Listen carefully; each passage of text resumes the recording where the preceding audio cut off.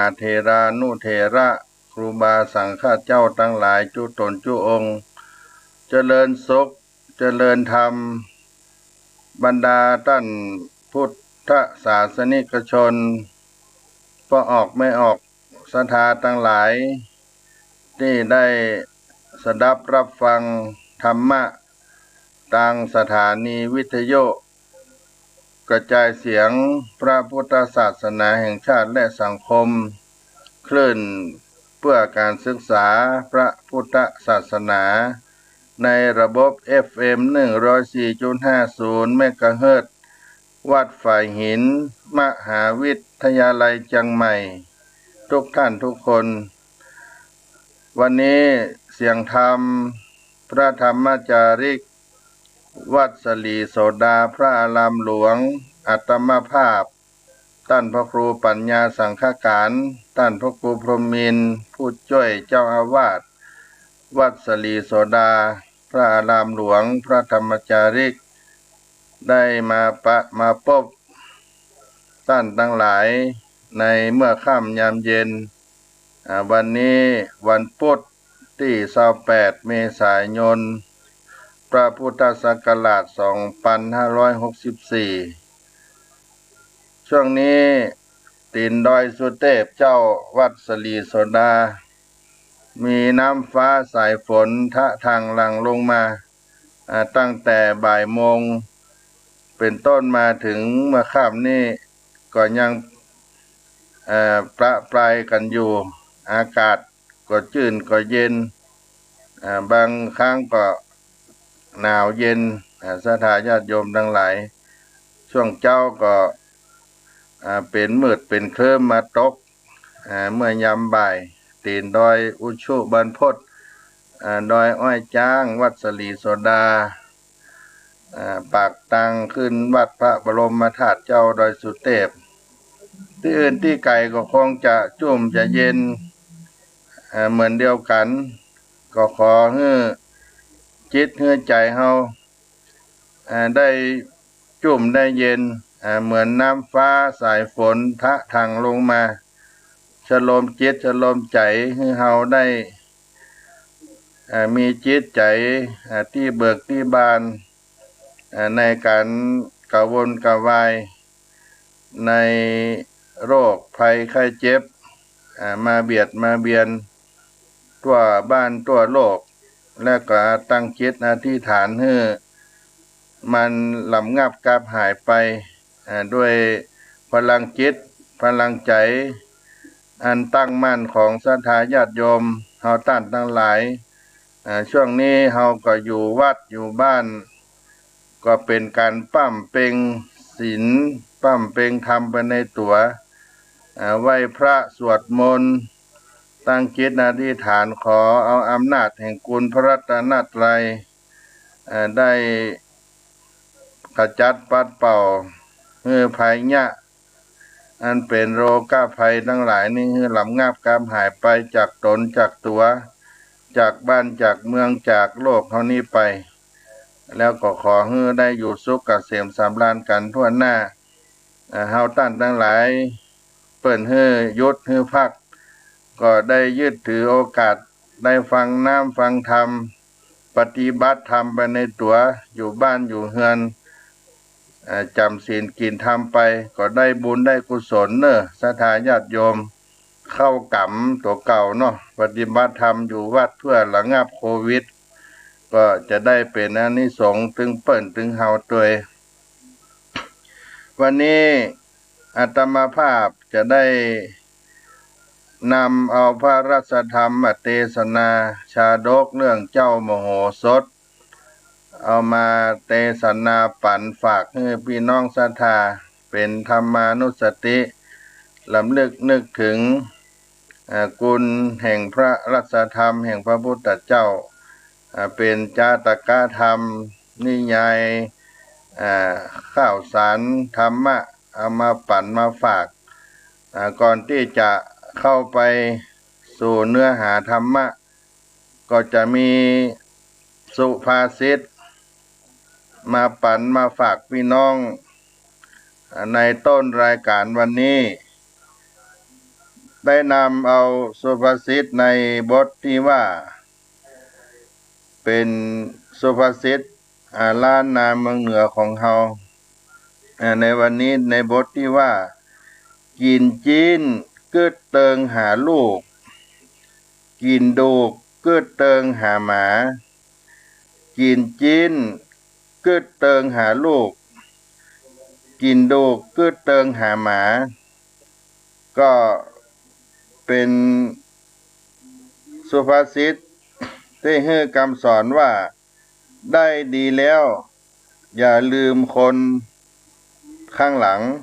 ได้ดีแล้วอย่าลืมคนที่อยู่ข้างหลังเฮาได้กินเนื้อให้นึกถึงลูกแทะกระดูกให้นึกถึงหมาได้ดีแล้วอย่าลืมคนข้างหลังที่เคยอุปถัมภ์เคยให้การสนับสนุนเฮาในบทสุภาษิตนี้ท่านอาจารย์สนันธรรมธิสำนักงานส่งเสริมศิลปวัฒนธรรมมหาวิทยาลัยเชียงใหม่เพิ่นได้เขียนเป็นข้าวไว้ว่าหลอนได้กินจีนเฮือกึดเติงหาตังบุตรธิดาพุทธาลูกเต้ากินดูกยามใดขอใจแห่งเจ้ากึดหาแมงเข้าสู่นักมนุษย์โลกีย่อมมีสิ่งฮักขินคักจุผู้ยิงใจได้ดีได้แล้วบ่ลืมห่างหายผายแผ่วงใหญ่ฮือได้พร้อมหน้าฮือได้พร้อมหน้าในข้อความในข้าวนี้ก็มีความหมายว่าได้กินเนื้อสัตว์ได้กินเนื้ออร่อยที่มันลำก็ฮือนึกถึงลูกถึงเต้าแทะกระดูกก็ฮือละนึกกึดเติงหาหมาที่เฮาเลี้ยงคนเฮาย่อมมีสิ่งที่ตนฮักเหมือนกันทุกคนหากได้ดีแล้วมักจะบ่ลืมที่จะเผื่อแผ่ช่วยเหลือญาติมิตรอย่างทั่วหน้าได้ดีแล้วก็บ่ลืมได้ดีแล้วบ่ลืมคนที่อยู่ตั้งหลังที่เคยอุปถัมภ์ช่วยเหลือสนับสนุนเฮาอันนี้เป็นสุภาษิตล้านนากินจีนกึดเติงหาลูกกินดูกกึดเติงหาหมานำมาฝากมาปันพ่อแม่ศรัทธาสาธุชน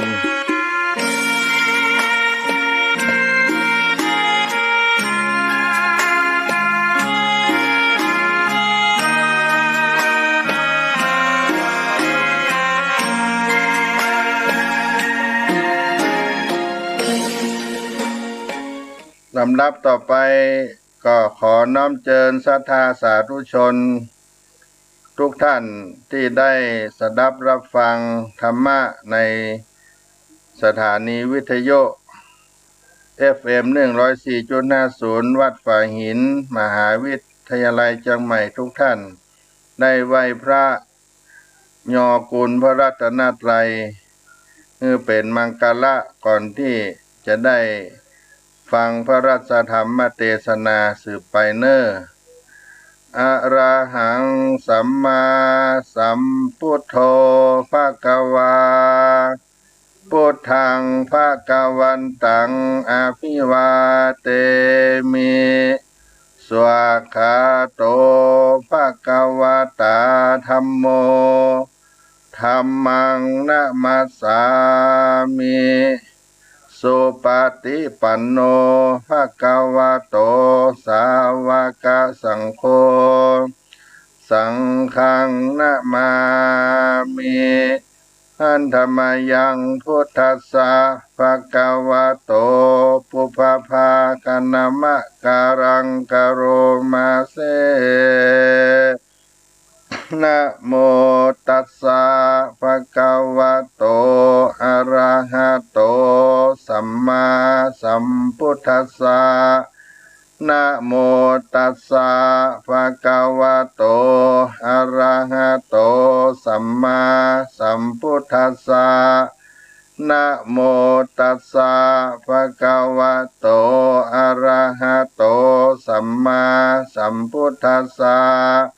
หันธรรมยังพุทธานุสตินะยังกโรมาเสอิติปิโสภะคะวะ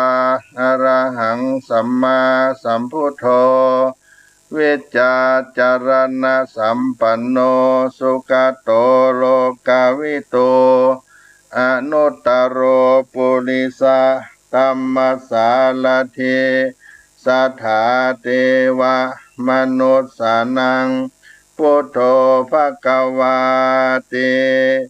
หันธรรมยังธัมมานุสตินายังกโรมาเส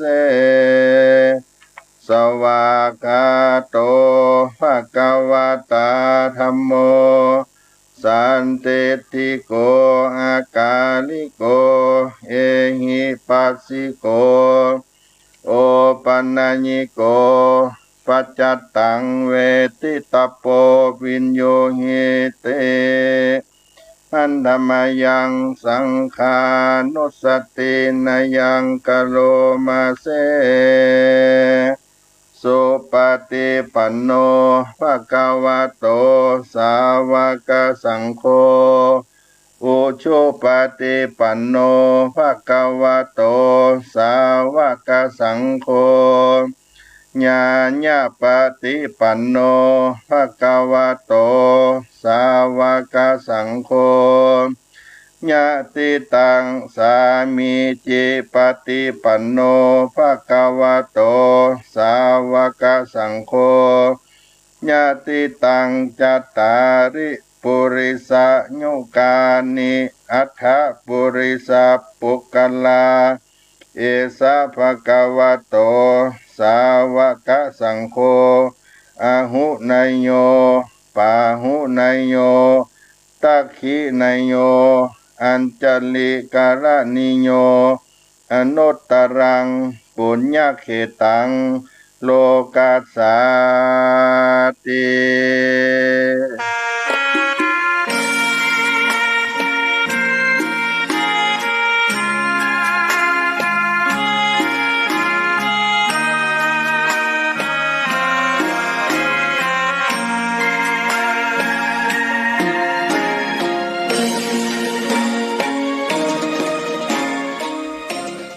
วันนี้จะได้นำเอาพระรัตธรรมเทศนาเรื่องเจ้ามโหสถเป็นชาดกธรรมมาฝากมาปันพ่อแม่พี่น้องศรัทธาสาธุชนทั้งหลายเป็นพระธรรมชาดกที่เรื่องราวในอดีตชาติที่พระพุทธเจ้าได้เสวยชาติเป็นเจ้ามโหสถที่ปรากฏในคัมภีร์พระไตรปิฎกได้แสดงกำเนิดของพระพุทธเจ้าในอดีตชาติเรียกว่าโพธิสัตว์ได้สั่งสม ปัญญาบารมีในเรื่องด้านต่างๆก็จะได้นำศรัทธาญาติโยมได้สดับรับฟังพระรัตธรรมเทศนาเนอกาลธรรมเทศนาสมาตาก็ปริปุณนาสุดเสียงบทเสดบัดนี้ขอเจ้าข้าสัมจักนิเทศเทศนายังรัสธรรมแห่งพระพุทธเจ้าขอลูกศิษย์พระพุทธเจ้าตนศักดิ์สวัสดิ์ตนได้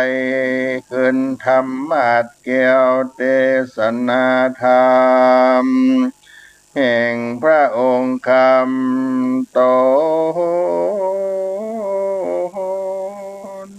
เป็นกล่าวจืดติโรกะมหิตังทะลง นันตาที่กุนังต้นวิโรธพ้นจากโทษแห่งกังคามขอลูกศิษย์ปัสสัทธาตนองค์อาจจุงปงโอกาสโทษเมตตาโคตังกาเงาเยือกปออสุนีเส้นเสือกแถวนองตามระบำกองปิมแป้งแห่งรสธรรมเตสนาสาธุธัมมังอนุกัมปิมังปัจจังอาราธนังกะโรมา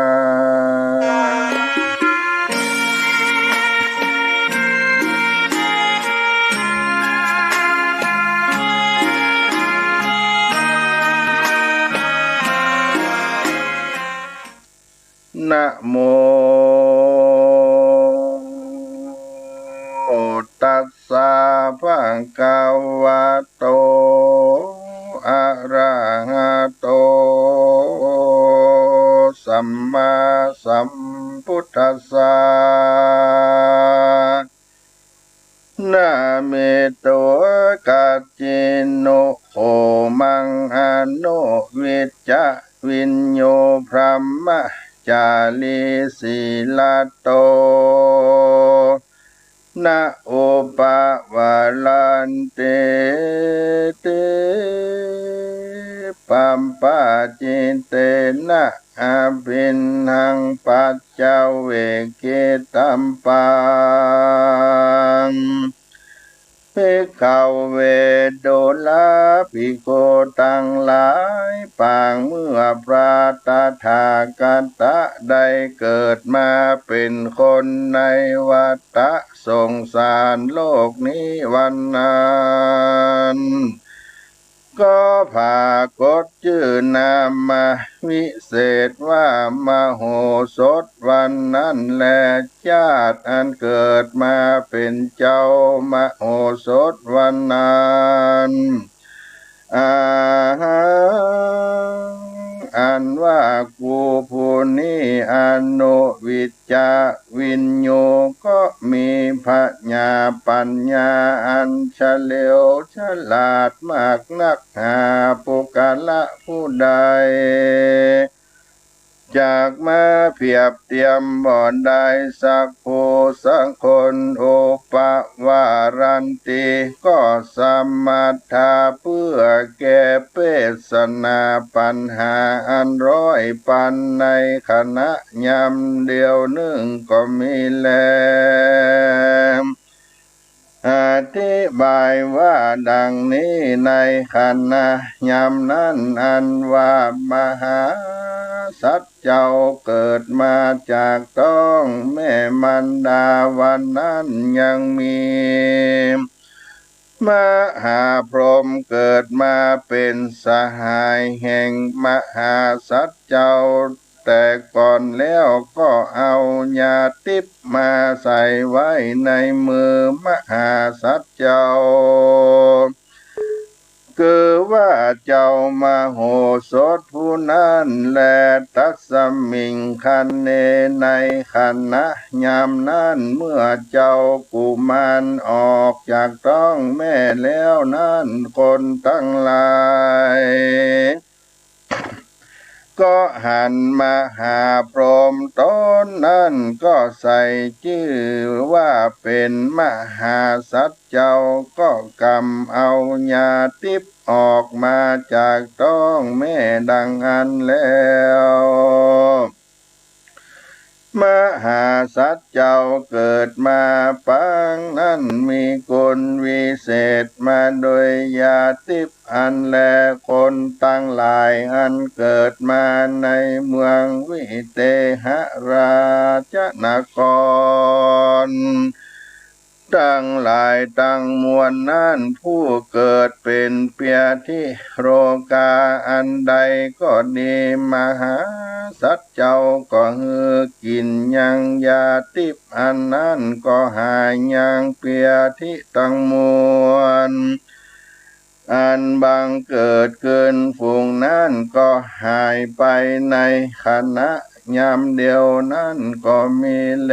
คือว่าคนตั้งหลาย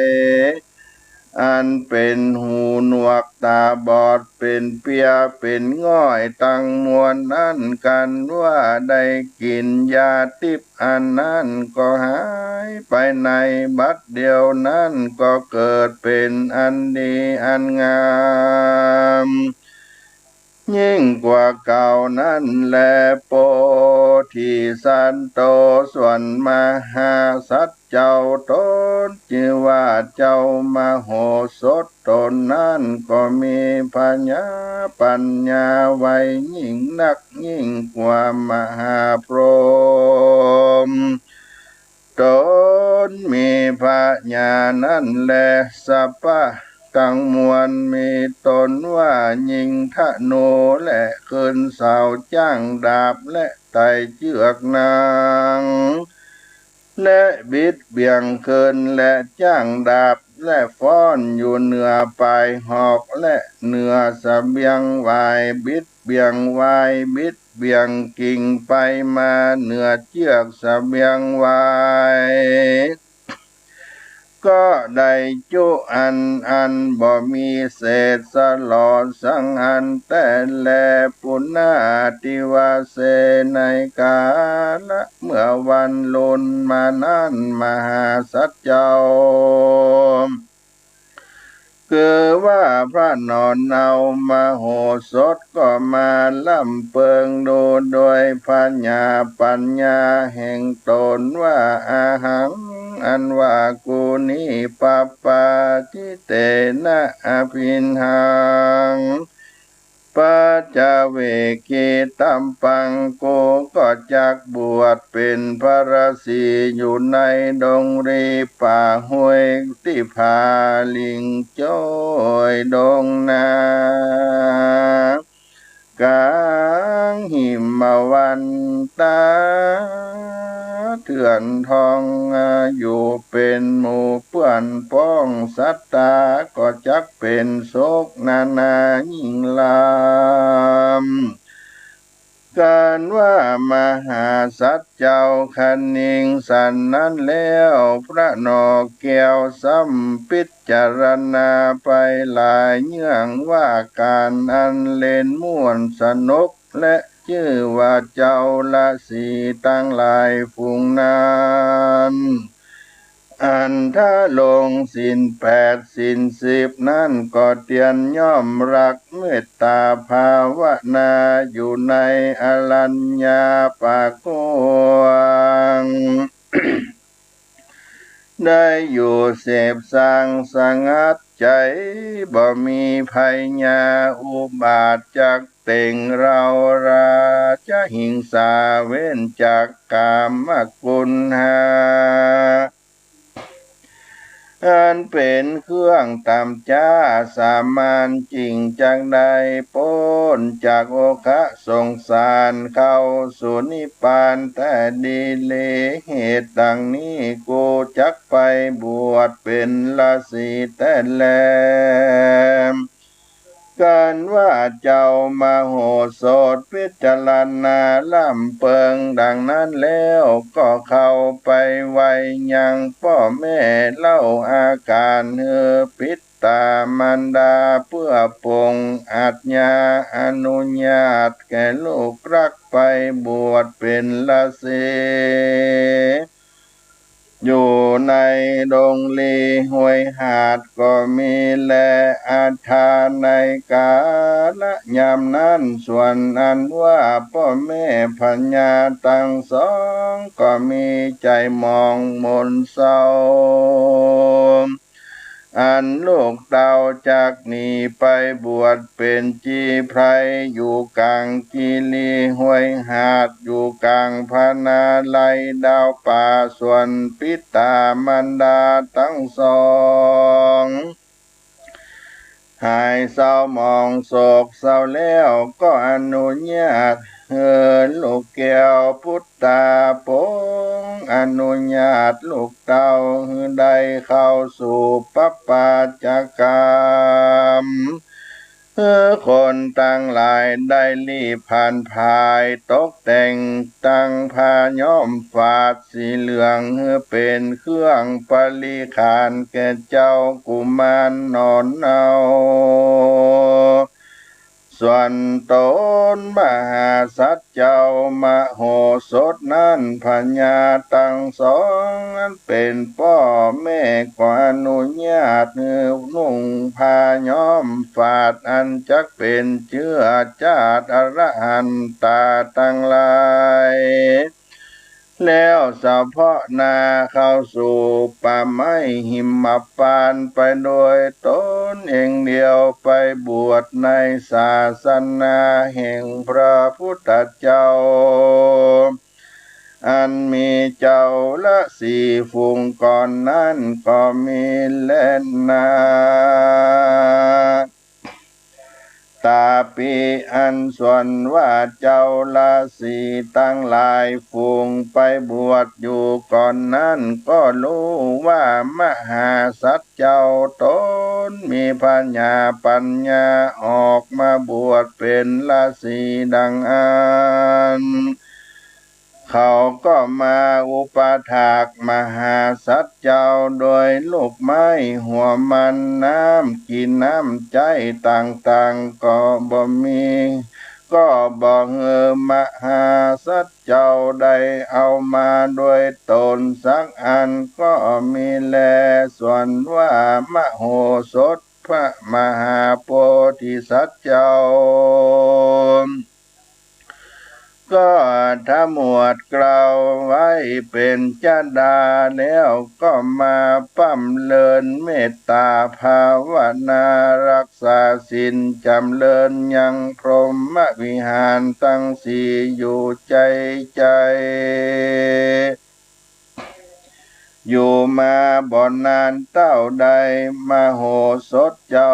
ระสีก็ได้เถิงยังอภิญญาสมาปฏิตั้งสี่อันเป็นโลกุตตรสัมปติตั้งสี่แล้วก็ปั้มเปงไปจำเป่งไปบ่ขาดบ่ได้พระมาสักวันยามอยู่สำราญไปทลาบเสียงอายุสังขารแห่งตนกันว่าจุติตายจากอัตตภาวะอันนี้แล้วก็ได้นำเอาตนไปเกิดที่บนจันทร์ฟ้าเลิศวิมานคามอันเป็นที่สถานอันเลิศอยู่เมืองฟ้าเขตดาวราจันตวติงสาสวรรค์กเทวโลกก็มีวันนั้นแลนามภิกขเวดุลาภิกขุทั้งหลายกิจจะอันออกไปบวชในศาสนาแห่งพระตถาคตานี้ก็เป็นอันดีอันงามยิ่งนักแก่ท่านต่างหลายแต่แลตุมเหอันว่าท่านต่างหลายยินดีซึ่งสักกะ14ภากันสังอันเตอบ่มีปัญโย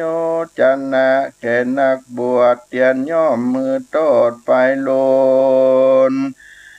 เป็นอันมากนักจะแลมจุงประกอบไปโดยวิริยกรรมมีเพียรและภาวนาอยู่ในป่าอันสงัดนั่นเตอก็หากจักใดหันยังโลกิญะโลกุตระธรรม ตามอันมักแห่งตนโกภัตตถากตาเกิดมาในปังก่อนนั้นก็มานายสังสา14ประการมีอันขับฟ้อนอยู่บ่มีพัญโยจันนะสักอันแล้วจิ้งลวดหนีออกบวชเป็นราศีอยู่ในกิลีราวป่าปั้มเป่งเมตตาภาวนาอยู่ในพนาไพรที่อันสงัดอันเป็นที่จำเริญใจแห่งตนนั่นแลภิกขเวโดราภิกขุทั้งหลายตนใดก็ดีมีใจมาใคร่ปฏิบัติตามโอวาทคำสอนแห่งโก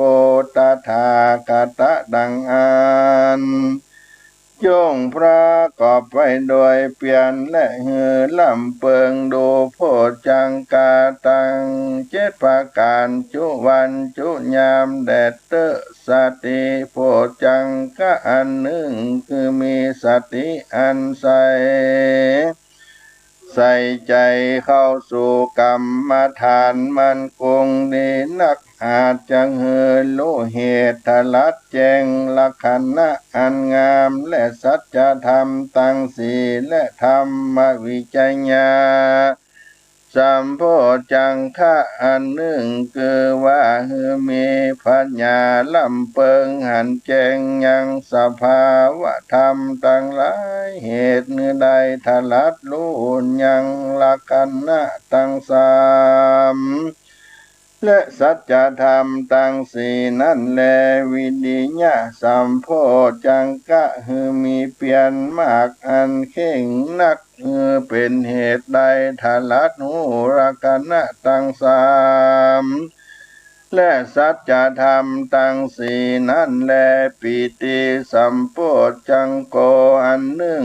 มีสติชื่นเต็มใจเป็นเหตุใด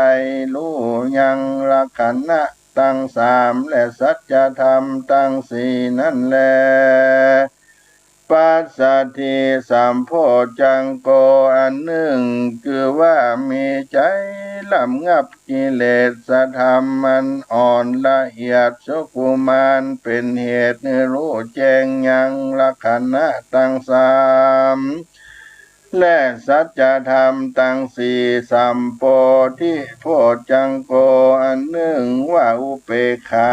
มีภาวะใจเสมอดีนักในสังสารธรรมตั้งหลายสัมมาอันดีอันใดบอกใครหัวกวาดแต่อบายจุสิ่งก็ดีถึงโล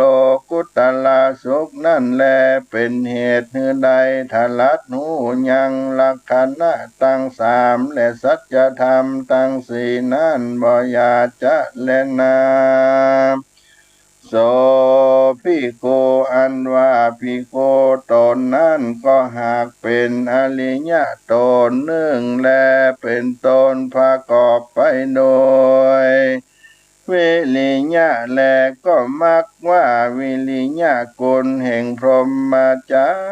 รีตั้งหลายก็มีแลเยปุกัลลาอันว่าผู้กาละฝูงใดได้เกิดมาในโลกนี้คือว่าเกิดปีสันในกาละเมื่อก่อนยามนั้นได้เกิดร่วมชาติเจ้ามโหสถปรังไปนาแต่นั่นได้เอาตนจุติตายกราดไปเกิดในกำเนิดสงสารจะใจไปลนมาได้เอาตนไปจุพระธาตุเจ้านครพนมแล้วเอาตนไปสู่ไม้ขัดเจ้าอันมีผีเสื้อและมาอยู่เฝ้ารักษาจริงได้เจียนจาซึ่งกันไปมาว่าโดกันลา เจ้าสหายตั้งสองเอ่ยอาหัง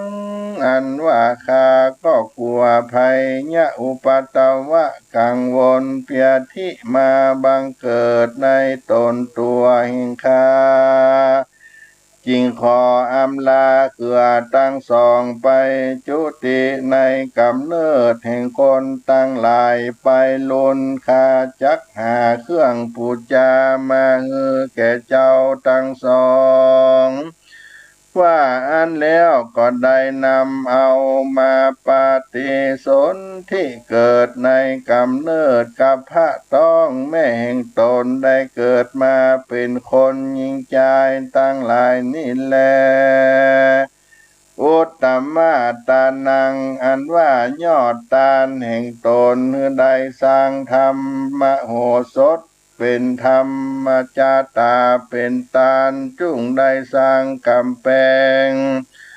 เป็นตาลจักมีพรานิสงส์อันกว้างขวางมากนักสมฤทธิจำเดินบุตรที่ไปโจเยี่ยงโจปาการบ่ยาจันแลอาทากาถาจารย์เจ้าไข่บทว่ากาจินุโคมังอนุบิจาวินโยอันโดยธรรมเทศนาอันยออันแควบแก้ไขยังมโหสัทราจะจาตากังอันเป็นจาตทวนหาแห่งพระพุทธเจ้าก็บังโกมสมเลสเสด็จสาธุสาธุสาธุ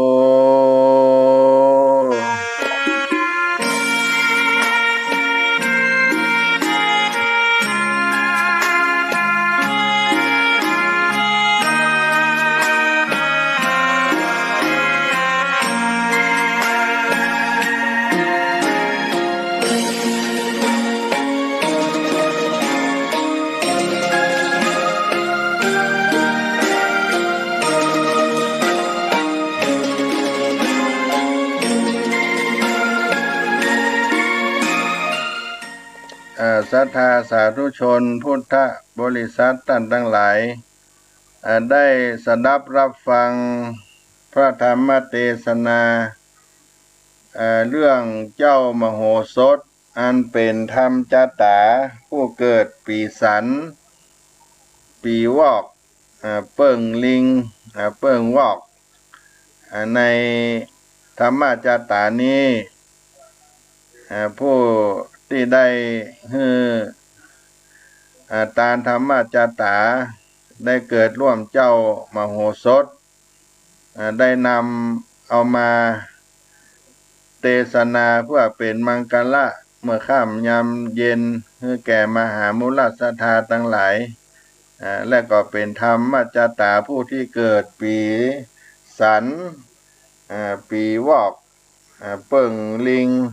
เปิงวอกนี่นะญาติโยมทั้งหลายเป็นธรรมที่มีเนื้อเรื่องเกิดในอดีตชาติปางก่อนที่พระสัมมาสัมพุทธเจ้าได้สร้างโพธิสมภารเป็นโพธิสัตว์ซึ่งต้องสะสมปัญญาบารมีในเรื่องต่างๆมีความเมตตาความเพียรเหล่านี้เป็นต้นก่อนที่จะส่งผลให้ได้เสวยชาติรับมาเกิดเป็นพระสัมมาสัมพุทธเจ้าของเฮานี้พระธรรมเทศนาได้เอามาเทศนาไปนั่นก็เป็นอันย่ออันแคบปอที่ได้กราบไหว้สักการะบูชาและก็มีอธิบายเรื่องของหมาเจ้ามโหสถนั้นกว้างขวางไปยิ่งใหญ่ไพศาลเหมือนกันมีวรรณกรรมโวหารเรื่องราวของ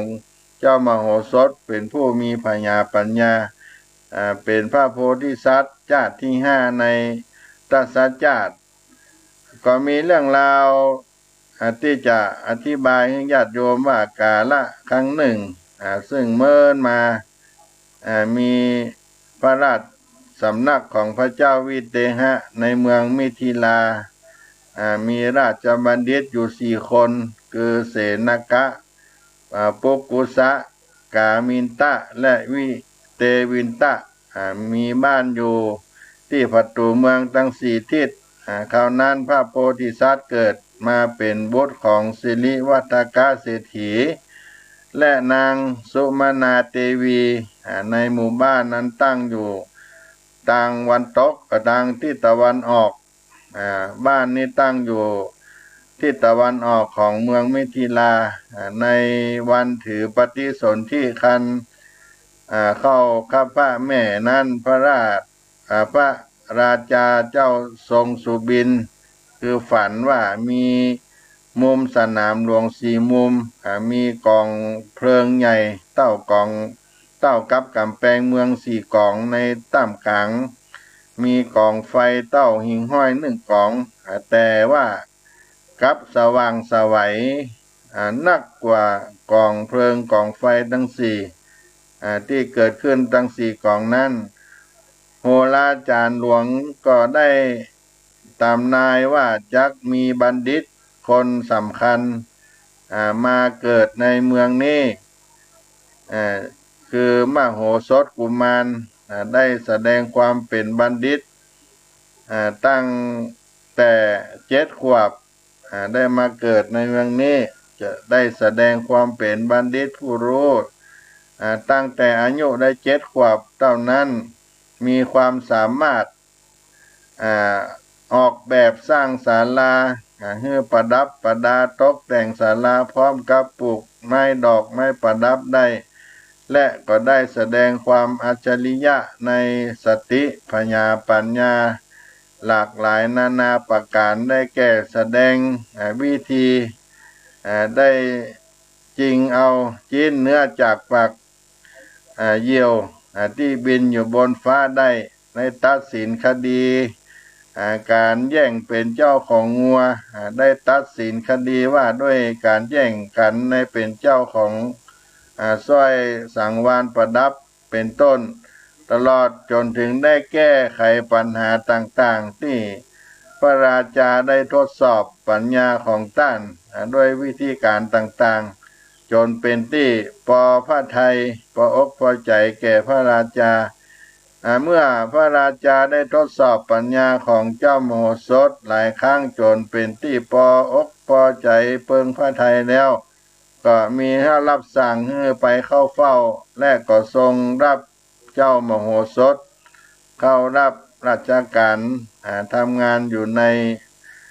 พระราชวังนั้นก็อยู่มาวันหนึ่งท่านได้ใช้ปัญญาแก้ไขปริศนาปัญหาต่างๆที่เกิดขึ้นได้สำเร็จลุล่วงไปด้วยดีและเมื่อมโหสถเจ้าโพธิสัตว์อายุได้16 ปีก็ได้แต่งงานครับธิดาตระกูลเศรษฐีผู้หนึ่งชื่อว่าอมราเทวีซึ่งนางนี้ก็มีปัญญาสติปัญญาเฉลียวฉลาดเช่นเดียวกันรักษาศีล 5ได้บริสุทธิ์ไว้กับตนกับตัวเช่นเดียวกันการแสดงเหตุผลของเจ้ามโหสถบัณฑิตทุกครั้งก็เป็นตะคิดตะขวางใจของราชบัณฑิตทั้ง4ท่านอยู่ในอกในใจมาน้อยบางครั้งก็มีการหักหน้าลบล้างข้อคิดหันของราชบัณฑิตตามเมื่อราชบัณฑิตทั้ง4พยายามหาเรื่องใส่ความต้านเจ้ามโหสถแต่ต้านก็สามารถแก้ปัญหาด้วยปัญญาของต้านเองได้ทุกครั้งในเรื่องการวางแผนด้วยด้านยุทธศาสตร์นั้นเจ้ามโหสถบัณฑิตก็มีความสามารถเช่นเดียวกันดังเช่นที่เมื่อครั้งพระเจ้าจุลนีพรหมทัตแห่งอุตรปัญจาละคิดการใหญ่ตามกำกับทูลของเกวัตตปุโรหิตเพื่อจะยึดครองแว่นแคว้นต่างๆมาเป็นเมืองขึ้นรวมทั้งเมืองมิถิลาด้วยพระองค์ก็ได้ทรงปรามได้มีใจชนะเหนือพระราชาในแว่นแคว้นใกล้เคียงโดยรอบ ยึดครองได้101แว่นแคว้นได้ยกทัพพร้อมด้วยกษัตริย์101พระองค์มาล้อมเมืองมิถิลาไว้แต่ด้วยการวางแผนการลบก่อนอย่างรอบคอบหลายชั้นของเจ้ามโหสถบัณฑิตตั้งแต่การส่งสายลับไปอยู่กับศัตรูเพื่อทราบความเคลื่อนไหว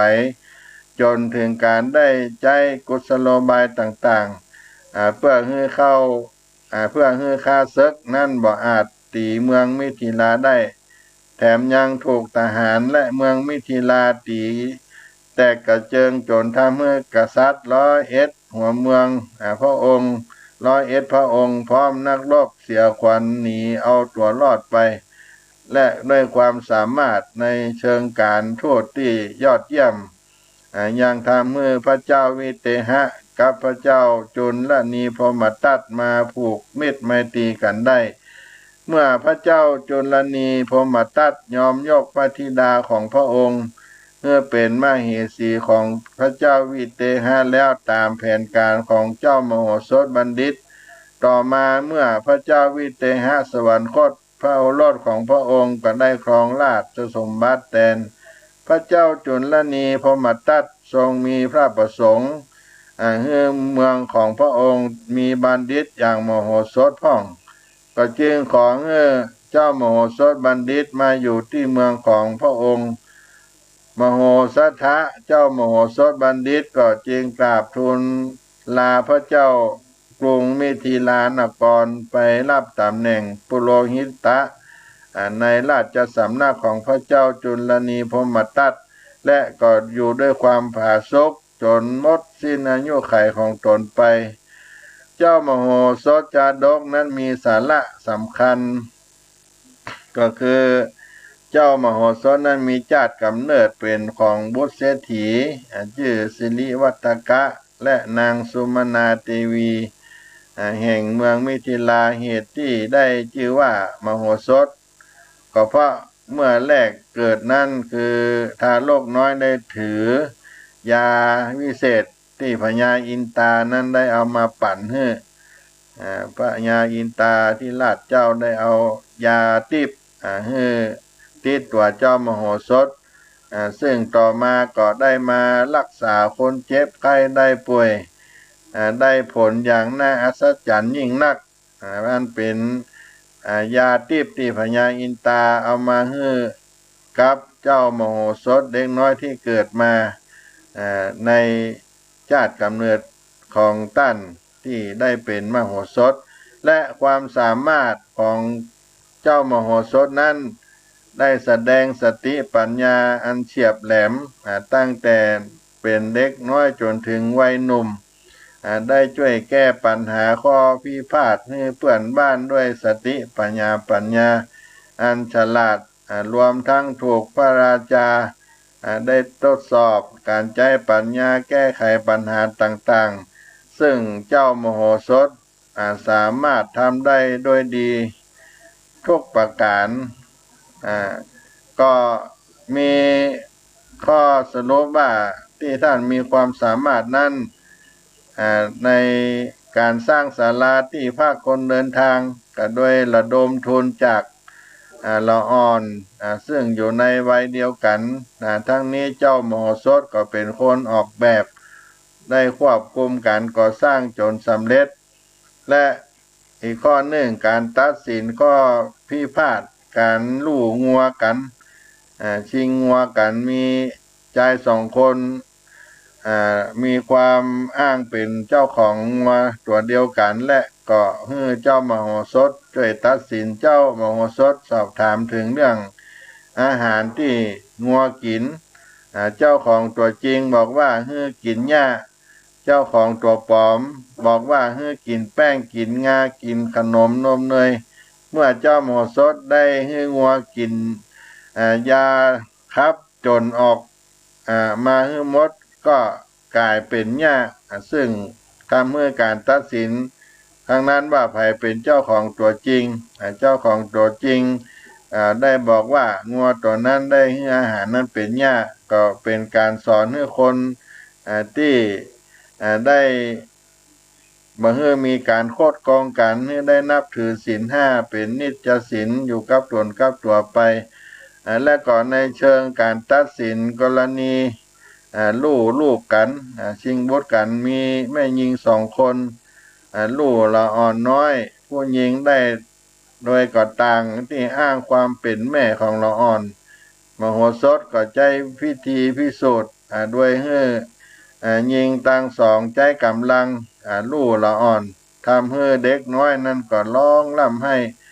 ด้วยความตกใจเจ็บปวดแม่ตัวจริงก็ปล่อยลูกแล้วก็สุดตัวร้องให้เพราะความสงสารลูกของตัวเก่า